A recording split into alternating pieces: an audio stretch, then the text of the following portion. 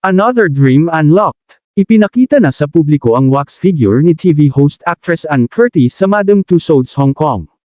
Marami ang humanga rito dahil kamukhang kamukha ng It's Showtime host ang kanyang wax version at malilito ang sinumang makakita kung sino ba ang tunay na Ann.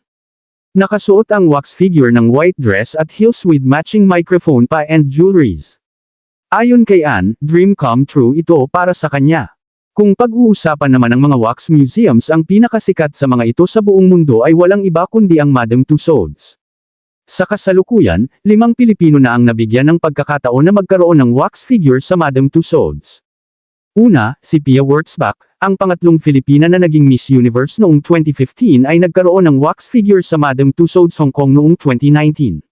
Sinundan ito ng wax figure ng pound-for-pound Filipino boxing champ na si Manny Pacquiao noong 2021. Samantala, 2022 nanograms ay unveil sa Madame Tussauds Singapore ang figure ni Catriona Gray, Miss Universe 2018 matapos maantala ng ilang taon dahil sa pandemya. September 2024, nilaunch na ang wax figure ni Lea Salonga sa Madame Tussauds Singapore. At ngayon lamang ay unveil na rin ang wax figure ni Ann Curtis.